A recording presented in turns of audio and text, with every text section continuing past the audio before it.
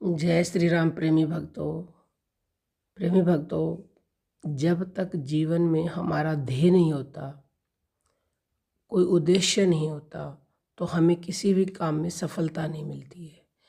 जो भी हम करने जा रहे हैं उसमें हमारा एक उद्देश्य होता है कि हमें ये प्राप्त करना है, तभी हमें उस काम में सफलता मिलती है।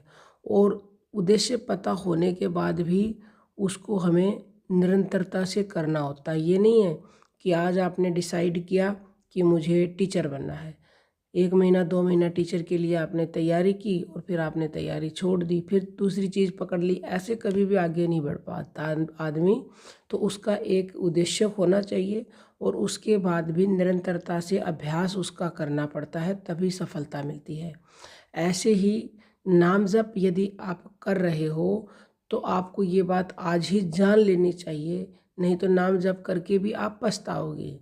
यानी कि आप नाम जप तो कर रहे हो, आपको पता ही नहीं है कि आपको क्या करना है, कहाँ जाना है, क्यों आप नाम जप कर रहे हो, आपका उद्देश्य क्या है। उदाहरण के लिए आपको दिल्ली से मुंबई जाना है, आपको पता ही नहीं है कि आपको मुंबई के कौन से शहर में, यानी कि किस जगह पर, किस कॉलोनी में जाना है, तो आप कभी भी मुंबई के उस प्रॉपर जगह पर पहुंच ही नहीं पाओगे। आपको पता ही नहीं है, आप गोल गोल घूमते रहोगे और घूम के वापस घर पे आ जाओगे और भटकते रहोगे।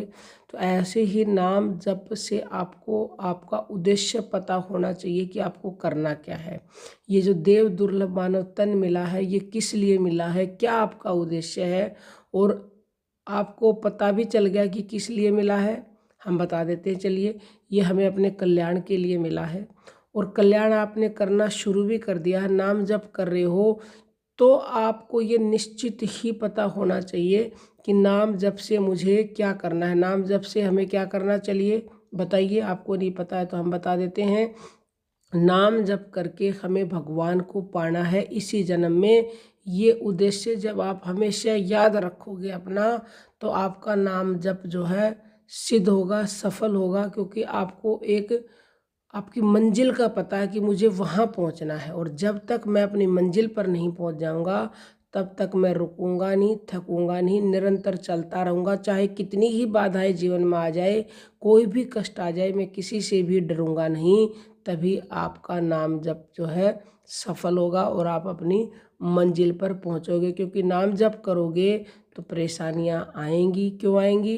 क्योंकि आपके प्रारब्ध की वजह से। और जब आप निरंतरता से नाम जप करते हो तो भगवान भी आपकी पात्रता देखते हैं। वो आपके जो उसके सच्चे भक्त होते हैं उनकी परीक्षाएं भी लेते हैं कि क्या वो इस परीक्षा में बैठने के लायक है, या वो मुझे प्राप्त कर सकता है या नहीं। तो आपको किसी भी परीक्षा से, किसी भी विपत्ति से घबराना नहीं है, क्योंकि भगवान के द्वारा भेजी हुई विपत्ति में भी भारी संपत्ति छिपी होती है। दुख के बाद सुख आएगा, 100% आएगा, यदि आप नाम जप निरंतर करते रहे। तो आज से ही अपना उद्देश्य निर्धारित करें कि चाहे कोई भी विपत्ति आ जाए, कोई भी दुख आ जाए, कितनी भी कठिन परीक्षा हो, मुझे नाम जप करना ही करना है, मुझे मंजिल पर पहुंचना ही पहुंचना है।